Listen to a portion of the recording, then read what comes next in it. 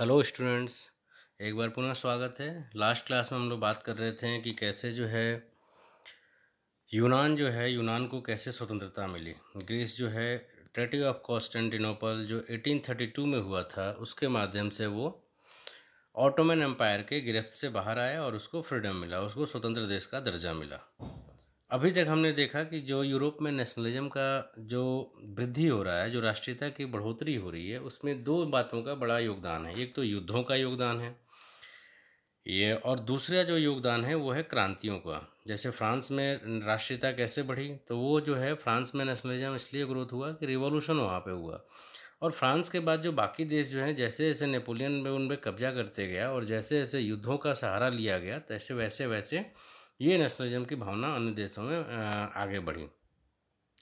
लेकिन इसके अलावा एक अलग किस्म का भी एक मूवमेंट हुआ जिसके माध्यम से भी राष्ट्रीयता को बढ़ावा मिला, और इसको हम लोग रोमांटिसिज्म के माध्यम से जानते हैं। रोमांटिसिज्म का मतलब क्या है कि ये एक कल्चरल मूवमेंट था। रोमांटिसिज्म का मतलब सीधा सा मतलब ये है कि ये लोग कल्चर के माध्यम से अपना ये राष्ट्रीयता की भावना को विकसित करते थे। सीधा सा रोमांटिसिज्म का मतलब ये है कि रोमांटिसिज्म एक कल्चरल मूवमेंट था, और ये लोग रीजन को नहीं मानते हैं, साइंस को नहीं मानते हैं। ये लोग इसका विरोध करते हैं कि तर्क वगैरह को नहीं मानते हैं, लोग विज्ञान को नहीं मानते हैं। ये लोग केवल इंट्यूशन पे जोर देते हैं कि अंतरात्मा की आवाज़ उस पर ध्यान देते हैं। मिस्टिकल फीलिंग्स उन सब बातों पे ये लोग ज़्यादा फोकस करते हैं, और ये कहते हैं कि राष्ट्रीयता के विकास के लिए कोई ज़रूरत नहीं है कि आप युद्धों का सहारा लें या फिर आप क्रांति करें, बल्कि आप अगर अपने कल्चर को केवल पकड़ के रखे हैं, आप अपने हेरिटेज को संभाल के रखें, तो उसके माध्यम से भी नेशनलिज्म को जागृत किया जा सकता है लोगों के बीच में। और इसके अलग अलग फॉर्म्स हम लोग देखते हैं। ये लोग बेसिकली कर क्या रहे हैं, ये लोग स्टोरीज के माध्यम से, पोएट्री के माध्यम से, म्यूज़िक के माध्यम से और लैंग्वेज के माध्यम से लोगों के बीच कॉमननेस डेवलप करने का प्रयास करते हैं। और इसका एक प्रयास हम लोग देखते हैं जर्मनी में एक व्यक्ति थे, जोहान गोटरफ्राइड हर्डर। उन्होंने क्या दिया कि उन्होंने कहा कि एक्चुअल में नेशनलिज्म की भावना वो आम लोगों में निहित है। मतलब आम लोगों से रिलेटेड अगर कोई बात अगर हम करते हैं तो कॉमननेस अपने आप डेवलप हो जाएगा। जैसे ग्रीम ब्रदर्स थे, ग्रीम बंधु, दो भाई थे ग्रीम। उन लोगों ने क्या किया कि ग्रामीण क्षेत्रों में जर्मनी के जो लोक कथाएं, जो गांव वगैरह में जो कथाएं जो प्रचलित थी, जो परंपरागत रूप से चली आ रही थी, उन कथाओं को इन लोगों ने कलेक्ट किया, जिसके माध्यम से भी लोग क्या हुआ कि नेशनलिज्म की भावना विकसित हुई। लोगों ने महसूस किया कि हमारा जो कल्चर है वो साझा है, हमारा अतीत कॉमन है, और इसके माध्यम से भी इन लोगों के बीच में अपनेपन की भावना बढ़ी। एक बड़ा महत्वपूर्ण रूप हम लोग इस रोमांटिसिज्म के माध्यम से नेशनलिज्म को बढ़ते हुए पाते हैं पोलैंड में। जब वियना कॉन्फ्रेंस हुआ तो पोलैंड वो स्वतंत्र देश नहीं रह गया, बल्कि उसके हिस्से को पोलैंड को रशिया, प्रशिया और ऑस्ट्रिया के बीच में बांट दिया गया था। जब रशिया के हिस्से में पोलैंड आ गया तो रशिया ने क्या किया कि पोलैंड से पॉलिश लैंग्वेज जो लोग बोलते थे, उस लैंग्वेज को डोमिनेट करने के लिए रशियन लैंग्वेज को स्कूलों के पाठ्यक्रम में थोप दिया गया। सिलेबस में रशियन लैंग्वेज को कंपलसरी कर दिया गया, और पॉलिश लैंग्वेज को डीमोटिवेट किया जा रहा था, उसको हर तरीके से बैन किया जा रहा था। इसके विरोध स्वरूप चर्च के जो पादरी वर्ग था, जो चर्च का जो प्रिस्ट क्लास था, उन लोगों ने क्या किया कि जो रिचुअल्स होते थे, जो रिलीजियस रिचुअल्स होते थे, धार्मिक कर्मकांड जो होते थे, उसमें उन लोगों ने रशियन लैंग्वेज का यूज करने से डिनाई कर दिया। और वो लोग जो धार्मिक कर्मकांड होते थे उसको अभी भी वो लोग पॉलिश लैंग्वेज में ही कर रहे थे, और इस माध्यम से वो लोग पॉलिश लैंग्वेज को, पॉलिश कल्चर को वो लोग जिंदा रखने का प्रयास कर रहे थे। इसके परिणाम स्वरूप क्या हुआ कि इन लोगों को जो इस तरह के जो चर्च के पादरी थे, उनको पकड़ के उनको निर्वासित कर दिया गया, साइबेरिया भेज दिया गया। लेकिन ये एक बड़ा लैंग्वेज के माध्यम से नेशनलिज्म की भावना को विकसित करने का एक काफ़ी सुंदर उदाहरण है। इसी तरह म्यूजिक के माध्यम से भी कई सारे वहाँ पे लोग थे, वो म्यूजिक के माध्यम से अपने नेशनलिज्म की भावना को विकसित कर रहे थे। तो ये एक अलग फॉर्म है रोमांटिसिज्म, जिसके माध्यम से हम लोग देखते हैं कि ये युद्धों में विश्वास नहीं करते थे, ये तर्क और विज्ञान में विश्वास नहीं करते थे, क्योंकि जो लोक परंपराएं हैं उसको अगर तर्क की दृष्टि से देखेंगे तो हो सकता है वो धराशायी हो जाए, हो सकता है वो गलत साबित हो जाए। इसलिए ये तार्किक नहीं थे ये लोग बस मानते थे कि जो लोक परंपराएं चली आ रही हैं उसको हम लोग को संजो के रखना है और उसके माध्यम से ही जो है अपने राष्ट्रीयता की भावना को विकसित करना है। राष्ट्रीयता की भावना का मतलब सीधा सही है कि जो अपनेपन की भावना है, जो कॉमननेस की भावना है, उसको हमको विकसित करना है। अब अगला जो हमारा टॉपिक है वो है 1830 और 40s का जो डिकेड था, हमारा जो दशक था यूरोप में, वो काफ़ी आर्थिक कठिनाइयों का था, हार्डशिप का था। वो कैसे है, वो आर्थिक कठिनाइयों का था कि वहाँ पे जो है इस दशक में जो है, इस 1830s के डिकेड में जो हम लोग देखते हैं कि यूरोप में जो है जनसंख्या काफ़ी ज़्यादा बढ़ जाती है और जितनी मात्रा में जनसंख्या बढ़ती है उतनी मात्रा में वहाँ पे जॉब नहीं रहता है, जिसके परिणाम स्वरूप क्या होता है, लोग जो है काफ़ी बेरोज़गार होते हैं। गांव से लोग शहरों की ओर पलायन करते हैं कि जॉब मिलेगा वहाँ पे, लेकिन वहाँ भी क्या होता है कि चूंकि उतनी मात्रा में जॉब्स वहाँ अवेलेबल नहीं थे तो लोग वहाँ पे और ज़्यादा जो है बदतर स्थिति जीने को मजबूर हो गए। जो इंडस्ट्रियलिस्ट थे छोटे मोटे जो यूरोप के, वो चूँकि इंडस्ट्रियलाइजेशन सबसे पहले यूरोप में इंग्लैंड में हुआ था, तो इंग्लैंड की जो मशीनें थीं उनसे जो निर्मित जो वस्तुएं थीं वो ज़्यादा सस्ती होती थी, ज़्यादा अच्छे क्वालिटी की होती थी। तो ये लोग क्या कर रहे थे वहाँ पे, जो इंडस्ट्रियलिस्ट जर्मनी के या बाकी देशों के जो थे उनको बहुत स्ट्रगल करना पड़ रहा था। गांव में अगर चले जाओ जहाँ पे अभी भी जो है सर्फडम था, अभी भी दास व्यवस्था जहाँ पे थी, वहाँ उनकी हालत ख़राब रहती थी, वो जो है वो परेशान रहते थे। ऐसी स्थिति में जब ये जो समय जो है इतना खतरनाक है, उस खतरनाक स्थिति में अगर फसल अगर किसी साल बर्बाद हो जाए तो उस बार स्थिति और ख़राब हो जाती थी। और 1848 जो है वो भी जो है इसी तरीके का एक साल था। और 1845 में, इससे पहले जो है सिलेसिया एक जगह है, उस सिलेसिया में जो है गांव के जो किसान हैं वो जमींदारों के अगेंस्ट में उन लोगों ने क्या किया था, एक रिवोल्ट किया था। वास्तव में जो वीवर्स हैं, बुनकर जो हैं, बुनकरों ने जो है वहाँ पे एक कॉन्ट्रैक्टर के खिलाफ उन लोगों ने विद्रोह किया था, क्योंकि वो उनको कम सैलरी दे रहा था। बाद में उसके घरों को जो है वो तोड़फोड़ भी दिया गया था। इस 1848 में सबसे पहला काम क्या हुआ, फिर जैसे 1830 में सबसे पहले जैसे आंदोलन जो शुरू हुआ था, जो रिवॉल्यूशन स्टार्ट हुआ था वो फ्रांस में हुआ था। एक बार पुनः 1848 का जो ईयर है, पेरिस में वही कंडीशन फिर से शुरू हुआ। फसल खराब हो गई थी, फसल खराब होने के कारण कीमतें काफ़ी ज़्यादा बढ़ गई थी, लोग बेहाल थे। ऐसी स्थिति में पेरिस की जनता ने विद्रोह कर दिया और विद्रोह के परिणाम स्वरूप क्या हुआ कि जो लुइस फिलिप को 1830 में जो वहाँ पे राजा बनाया गया था, उसको जो है गद्दी से भागना पड़ा अपना उतर के। साथ ही साथ जैसे ही वो गद्दी से भागा, फ्रांस को वहाँ पे क्या घोषित कर दिया गया, एक रिपब्लिक घोषित कर दिया गया।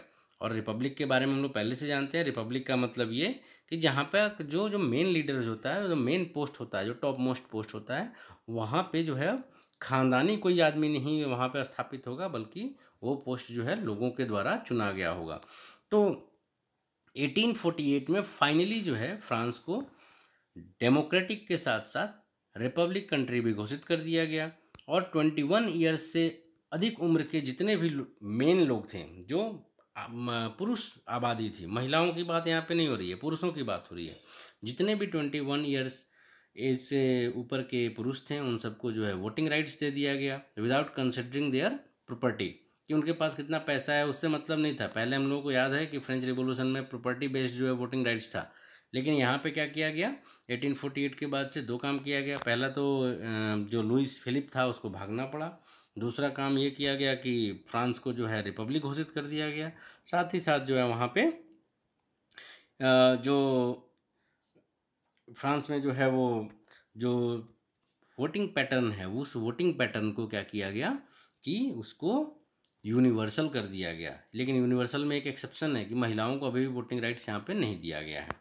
इसके अलावा एक काम और किया गया कि जैसे ही जो है फ्रांस में जो है वो चूँकि लोग जो है बेरोज़गार हो गए थे, तो इन लोगों ने क्या किया, एक जो है इन लोगों ने 1848 में एक काम करने के लिए एक अलग से एक कार्यालय स्थापित कर दिया और उसके माध्यम से लोगों को जो है वो जॉब देने की बात की गई। जैसे ही ये बात 1848 में कि रिवॉल्यूशन हुआ है फ्रांस में, फिर फ्रांस की घटनाओं से यूरोप के बाकी देश भी प्रभावित होने लगे। तो जैसे ही फ्रांस में पता चला कि क्रांति हुई है, तो उसके परिणाम स्वरूप जर्मनी के जो मिडिल क्लास लोग थे, जिसमें पढ़े लिखे लोग आते हैं, लॉयर आते हैं, इन लोगों ने क्या किया, 1848 में जो है 831 जो इलेक्टेड रिप्रेजेंटेटिव थे, जनता के द्वारा चुने हुए जो लोग थे, वो लोग एक फ्रैंकफर्ट पार्लियामेंट था, फ्रैंकफर्ट नामक जगह था, वहाँ पे इन लोगों ने सेंट पॉल चर्च जो है एक, उसमें एक बैठक की।